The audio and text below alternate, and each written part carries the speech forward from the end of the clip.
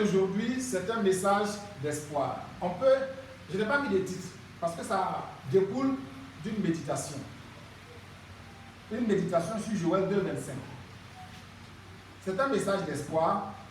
On peut intituler ça « Dieu restaure les années perdues » ou « Dieu remplace les années perdues ». Amen. Et j'espère que le message va faire beaucoup de bien à beaucoup de gens. Parce que souvent, on est devant des challenges et puis on perd espoir. C'est la mauvaise chose, la pire des choses qui puisse arriver à un chrétien. Perdre espoir. Parce que Dieu nous a donné trois choses. L'amour, la foi et l'espérance. Si on perd l'espérance, c'est grave. Nous, on ne doit pas perdre espoir. Et Dieu remplace les années perdues. Amen. Amen. C'est Joël 2, 25. Chacun peut regarder dans sa Bible, Joël 2, 25. Mais la petite histoire, c'est quoi? J'ai préparé 3 messages qui parlent pratiquement de la même chose et qui constituent une continuité par rapport au message de la semaine dernière. Parce que le message de la semaine dernière, c'était sur la nécessité de la délivrance. Parce que Dieu nous disait que son peuple est enchaîné dans les cavernes et il n'y a personne pour les délivrer. Que nous sommes enchaînés dans des cachots, personne qui nous délivre. Et nous avons été pillés et dépouillés, mais il n'y a personne qui dise à ceux qui nous ont dépouillés, restitue. Ça, c'était le message de la semaine dernière. Mais aujourd'hui, Dieu nous dit qu'il est capable de remplacer les années qui ont été perdues. Amen. Donc, quand j'ai vu les 3 messages, j'avais l'embarras du choix parce que pour moi, tous les 3 étaient bons. J'ai dit, mais Seigneur, aide-moi, qu'est-ce que je vais dire à ton peuple? Et à mon réveil ce matin, vers 6 h, le Seigneur m'a dit une seule phrase. Que Dieu ne permet pas que les biens de ses enfants restent à l'étranger. J'ai compris immédiatement que le Seigneur voulait que je choisisse celui-ci. Que Dieu remplace les années perdues. Il dit ça, l'Éternel ne permet pas que les biens de ses enfants demeurent à l'étranger. Que tu sois dépouillé. Et puis l'ennemi prend ce qui t'appartient et puis il s'en va avec. Et puis il jouit de ça. Ou même, il ne peut même pas en jouir, mais il prend quand même. Pour que tu souffres. Joël 2, 25, la parole de Dieu dit, c'est l'Éternel qui s'adresse au prophète Joël, et il dit, je vous remplacerai les années qu'ont dévoré la sauterelle, le gélec, le yacil et le gazam, ma grande armée que j'avais envoyée contre vous. Je reprends, je vous remplacerai les années qu'ont dévoré la sauterelle, le gélec, le yacil et le gazam, ma grande armée que j'avais envoyée contre vous. Dans ce verset, c'est Dieu lui-même qui est le locuteur. Car Dieu s'exprime de manière lyrique à la première personne du singulier pour insinuer qu'il assume ce qui va suivre. Mais il s'adresse à un auditoire large, désigné par vous, c'est-à-dire nous. Je vous remplacerai les années. Dieu emploie ensuite le verbe remplacer au futur. Il dit je remplacerai. Ce n'est pas encore quelque chose d'effectif dans notre vie aujourd'hui. Mais il est sûr d'une chose. Parce que l'acte qui va suivre est un acte certain. Quand quelqu'un emploie le futur simple, c'est ce que nous enseignons à nos élèves, à nos étudiants, ça veut dire qu'on est sûr de l'accomplissement de ce qui va suivre. C'est une promesse certaine. Il dit, je vous remplacerai. Dieu s'engage à remplacer. Les années qu'ont dévoré la sauterelle, le gélec, le yacil et le gazam.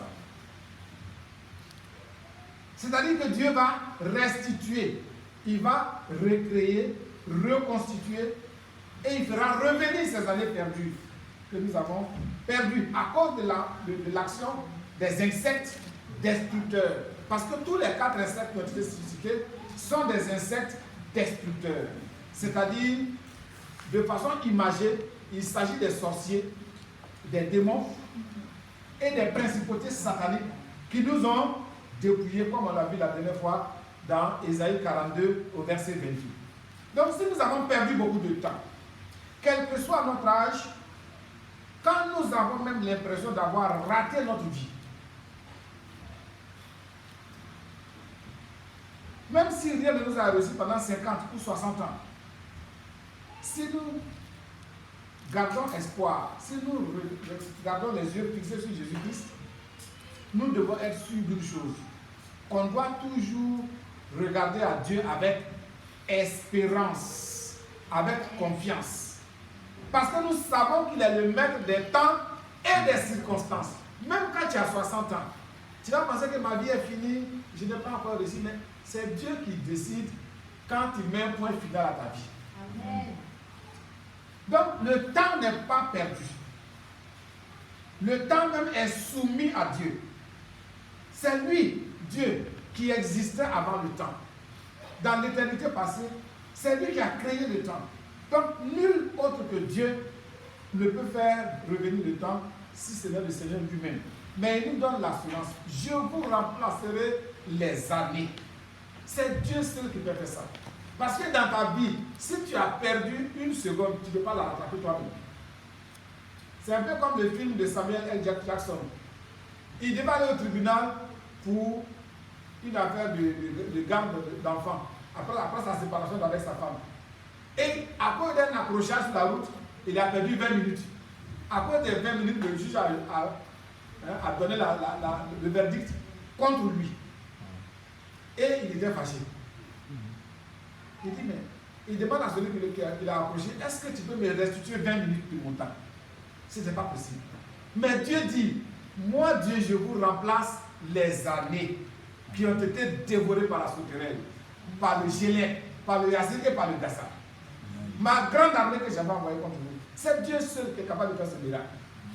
Sinon le temps ne se rattrape pas. Mais est-ce que nous pouvons croire en Dieu lorsqu'il nous promet de nous rétablir toutes ces années que nous avons perdues? Absolument. Parce qu'il a déjà fait par le passé. Si nous nous référons à la Bible, qu'est-ce qu'il n'a pas fait pour Abraham? Quand il a dit à Abraham qu'il va lui donner un enfant, Abraham avait 75 ans et sa femme 65. Et il lui dit, tu auras un fils. Le monsieur a attendu pendant 12 ans, pendant 13 ans. Il était arrivé à 88 ans. Il dit, bon, maintenant à 88 ans, ma femme 78, bon, je crois que c'est perdu. Et il était allé chercher Agar, qui était jeune. Il dit, bon, la jeune Agar qui a la vingtaine là, si je vais avec elle, peut-être elle au moins va tomber enceinte. Ce qui a été fait. Mais ce n'était pas l'enfant que Dieu avait promis. Quand il a eu 100 ans, c'est là que Dieu lui a donné l'enfant. À l'âge de 100 ans. Et sa femme avait 90. Mais, quand il a eu l'enfant, qu'est-ce qui s'est passé? Abraham pouvait dire, mais à 100 ans, j'ai un fils. Il ne va même pas grandir devant moi. Peut-être même qu'il ne marchera pas devant moi. Mais vous savez ce que Dieu a fait? Dieu a accordé à Abraham 175 ans de vie. Si bien que, même quand son fils Isaac, qui est né quand il avait 100 ans, Isaac avait 75 ans, et puis Abraham vivait toujours. C'est extraordinaire. Faire un enfant à 100 ans, et puis cet enfant-là à 75 ans, et puis toi tu vis toujours. Dieu est capable de tout. Amen. Sarah avait 90 ans quand elle a eu l'enfant. Elle aurait pu dire, mais je ne peux pas le sévrer et puis il va mourir. Mais Isaac avait 47 ans. Et puis Sarah était encore là. Dieu prolonge le temps. Amen.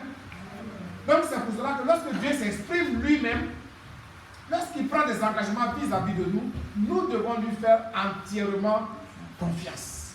Parce que c'est notre Père. Et nous savons que notre Père a les moyens de réaliser ce qu'il a déclaré. Il est toujours solvable. Ce Père-là, il est toujours solvable.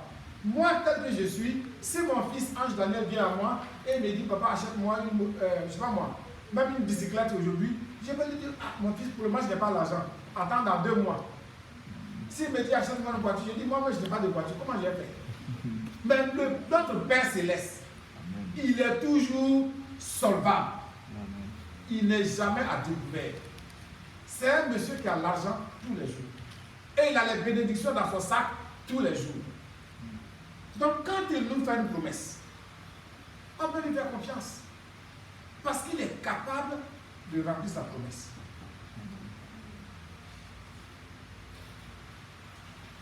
La source de bénédiction, c'est Dieu lui-même. Et sa source est intarissable. On n'a jamais vu et on n'a jamais entendu que Dieu a béni quelqu'un abondamment. Il a tellement béni la personne que la bénédiction est finie dans sa maison. Sa bénédiction ne finit pas. C'est comme les dons du Saint-Esprit. Il peut nous donner tous les dons du Saint-Esprit au monde entier, aux 7 milliards que nous sommes. Mais le Saint-Esprit ne va jamais s'épuiser. Les dons ne vont pas finir. Dieu est une source intarissable. Amen.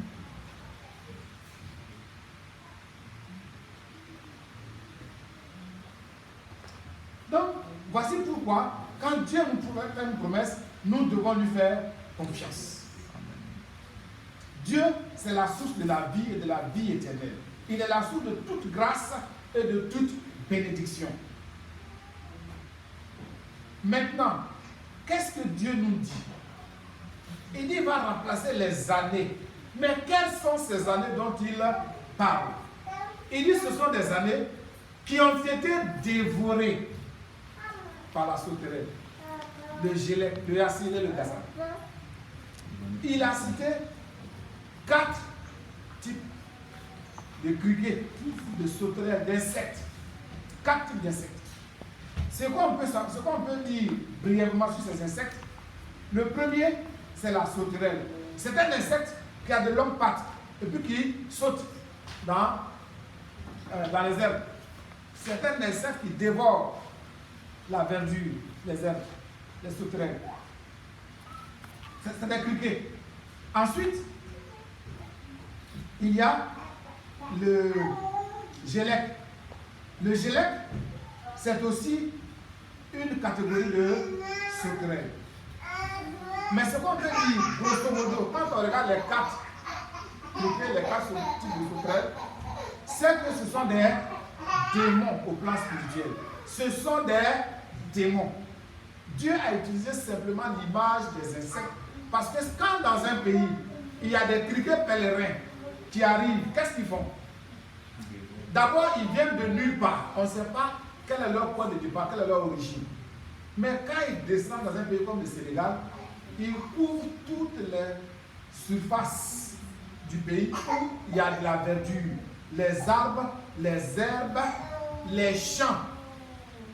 Quand vous faisiez de planter là, votre maïs, votre riz qui commence à pousser là, les sauterelles là viennent, elles mangent tout. Les criquets pèlerins dévorent tout. Et puis, quand tout finit là, tous les criquets là disparaissent. C'est des centaines de milliards de criquets. Ils disparaissent, on ne sait pas où ils sont rentrés. Ils viennent seulement pour détruire les cultures du pays. Et puis, qu'est-ce qui se passe cette année-là? La famine sévit dans ce pays. Ça, c'est un phénomène qu'on observe vis-à-vis.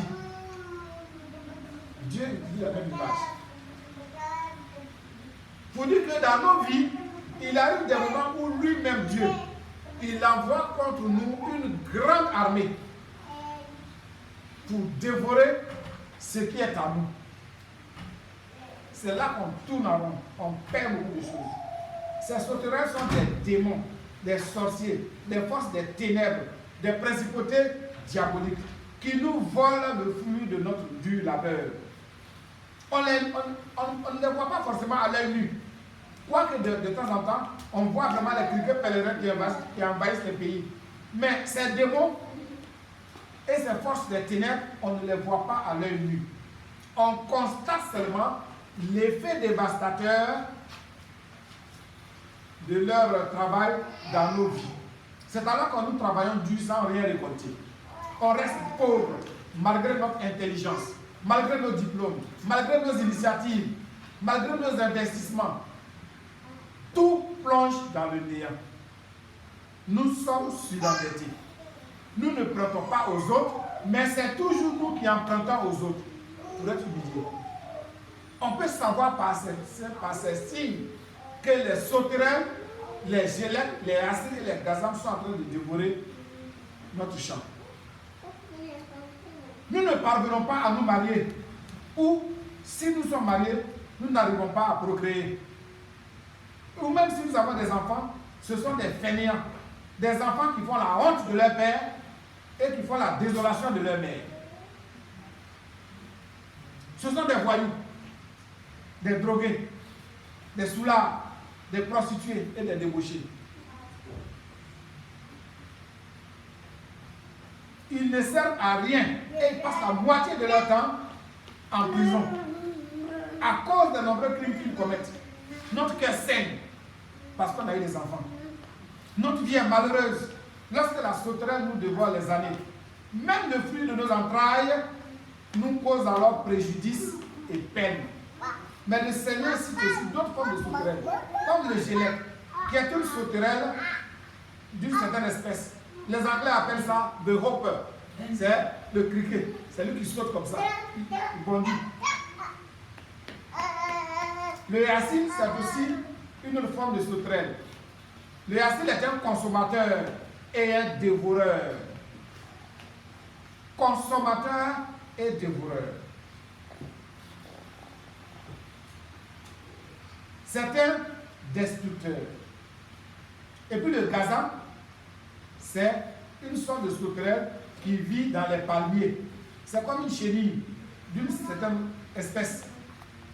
Les Anglais appellent ça le cutter, c'est-à-dire que lui, il coupe. Donc quand tu les regardes, il y a un qui coupe, il y a un qui saute. Et puis il y a un autre qui dévore. Et puis il y a un autre qui détruit.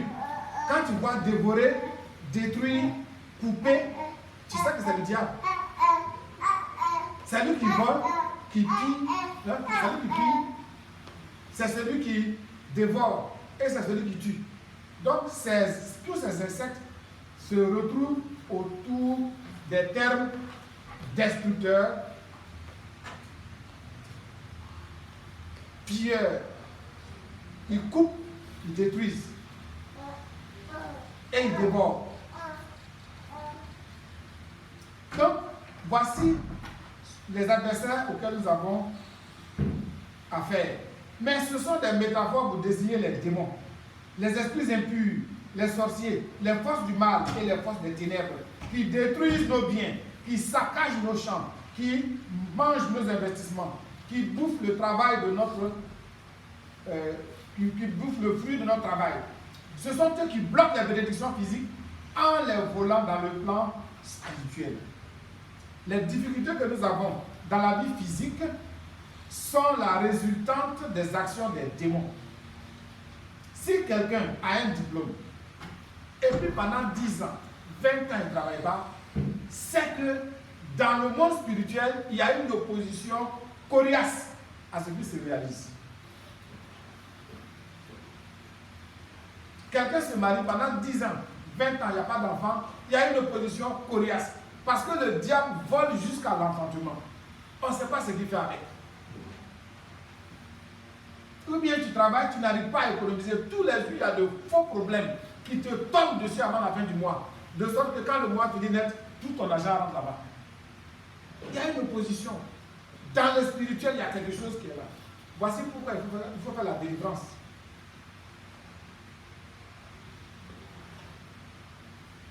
Tu es brillant, tu vas à l'école. Arrivé en terminale, tu dis non, moi je ne vais plus à l'école. Et puis tu t'assois à la maison, premier des classes. Je raconte souvent l'histoire de ce jeune de mon village qui était très brillant. Major de sa promotion au bac E, au lycée technique. Il arrive à l'université, maths physique, il est major de sa promotion en première année, dans toute la Côte d'Ivoire. Deuxième année, il est major de sa promotion. Et il va en vacances à Irewata, près de Divo, chez ses parents maternels. Il va en vacances, il dit, bon, comme j'ai validé mon examen en juin, je vais partir comme ça, en septembre, je reviens pour faire la licence de mathématiques. Il est allé en vacances en 1993, en juin 1993. Il est revenu à Abidjan, il est revenu des vacances 20 ans après, pratiquement 20 ans après. Il s'est rappelé qu'il était étudiant et qu'il avait fini sa deuxième année et puis il devait faire la licence. Après 20 ans, où il allait pour faire 2 mois de vacances là, il dit je fais juillet et puis août, je viens en septembre 93. C'est 20 ans après, il s'est rappelé qu'il était étudiant.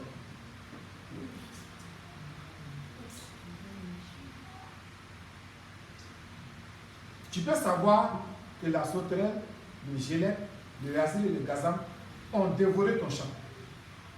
Le monsieur voulait devenir pilote.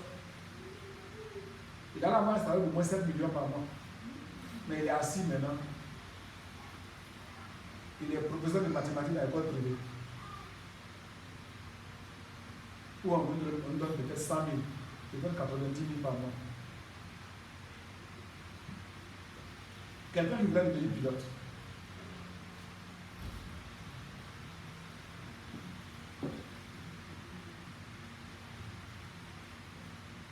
Hier, nous avons fait la délivrance d'un monsieur qui était très brillant, qui a fait le lycée scientifique de Yamoussoukro. Brillant. Il a eu le bac, un bon bac, et puis ça va en médecine. Trop quand même. Dans la société, on tue son père, et puis sa vie s'arrête là. En première année de médecine. Aujourd'hui, les secrétaires, quelque part, dans une clinique, à défaut d'être médecin. Il a 45 ans. Tu peux savoir que la sauterelle a dévoré 25 ans de ta vie. 25 ans.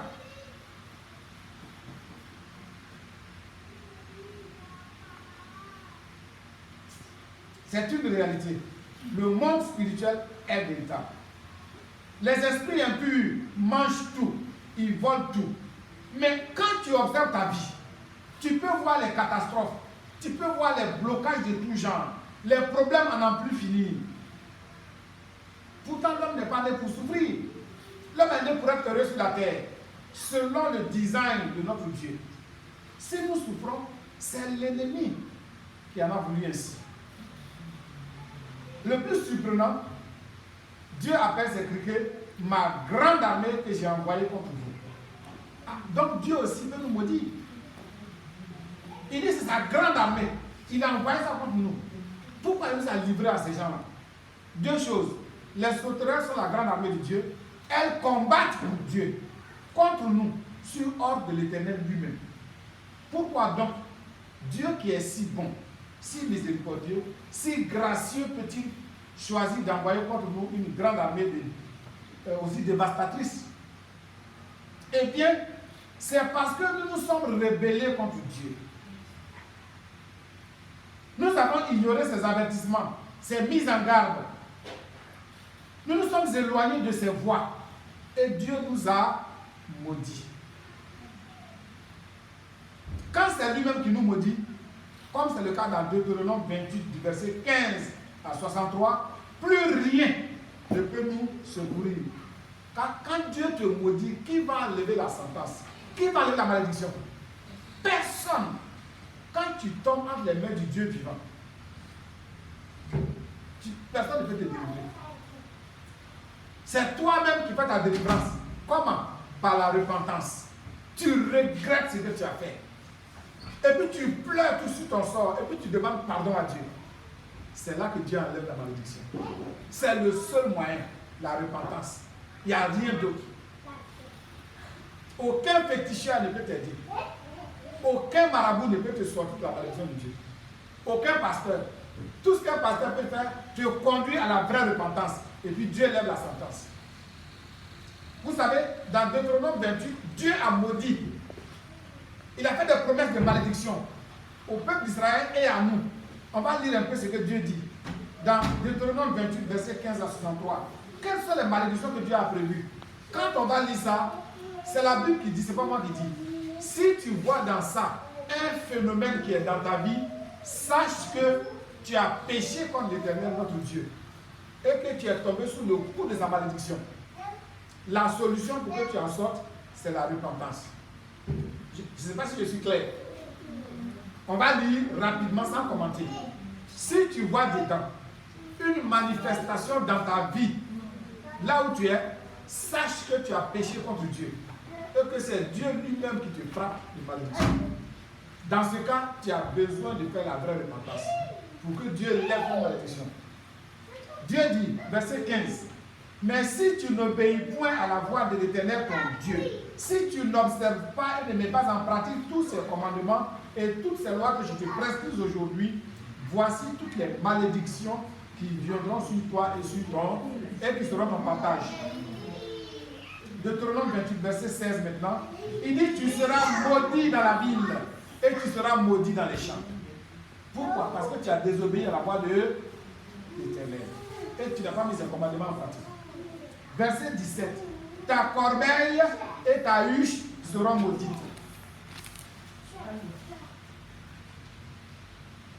Verset 18. Le fruit de tes entrailles, le fruit de ton sol, les portées de ton gros et de ton menu bétail, toutes ces choses seront maudites. Tu seras maudit à ton arrivée et tu seras maudit à ton départ.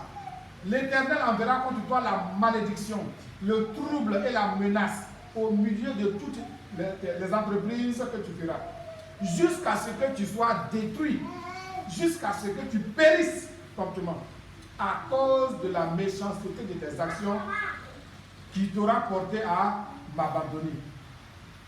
L'Éternel attachera à toi la peste jusqu'à ce qu'elle te consume dans le pays dont tu vas entrer en possession. Verset 22. L'Éternel te frappera de consomption, de fièvre, d'inflammation, de chaleur brûlante, de dessèchement, de jaunisse et de gangrène, et qui te poursuivront jusqu'à ce que tu périsses. Le ciel sur ta tête sera d'airain et la terre sera sous toi. La terre sous toi sera de fer. L'Éternel enverra pour pluie à ton pays de la poussière et de la poudre, et il descendra du ciel sur toi jusqu'à ce que tu sois détruit. L'Éternel te fera battre par tes ennemis. Tu sortiras contre eux par un seul chemin, et tu t'enfuiras devant eux par 7 chemins.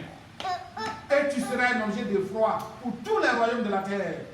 Ton cadavre sera la pâture de tous les oiseaux du ciel et des bêtes de la terre. C'est-à-dire que tu n'auras même pas droit à l'enterrement. C'est les charlatans qui vont manger dans le ciel. Et il n'y aura personne pour les troubler. L'Éternel te frappera de l'ulcère d'Égypte, d'hémorroïdes, de gales et de teigne, dont tu ne pourras guérir. L'Éternel te frappera de délire, d'aveuglement, d'égarement d'esprit. Et tu tâtonneras en plein midi comme l'aveugle dans l'obscurité. Tu n'auras point de succès dans tes entreprises. Et tu seras tous les jours opprimé, dépouillé. Et il n'y aura personne pour venir à ton secours. Tu auras une fiancée et un autre homme couchera avec elle. Tu bâtiras une maison et tu ne l'habiteras pas. Tu planteras une vigne et tu n'en jouiras pas. Ton bœuf sera égorgé sous tes yeux et tu n'en mangeras pas. Ton âne sera enlevé devant toi et on ne te le rendra pas. Tes brebis seront données à tes ennemis et il n'y aura personne pour venir à ton secours. Tes fils et tes filles seront livrés à un autre peuple. Tes yeux le verront et languiront tout le jour après eux. Et ta main sera sans force. Un peuple que tu n'auras point connu mangera le fruit de ton sol et tout le produit de ton travail. Et tu seras tous les jours opprimé et écrasé. Le spectacle que tu donneras sous les yeux, le spectacle que tu auras sous les yeux te jettera dans le délire. L'Éternel te frappera aux genoux et aux cuisses d'un ulcère malin dont tu ne pourras guérir. Il te frappera depuis la plante du pied jusqu'au sommet de la tête. L'Éternel te fera marcher, toi et ton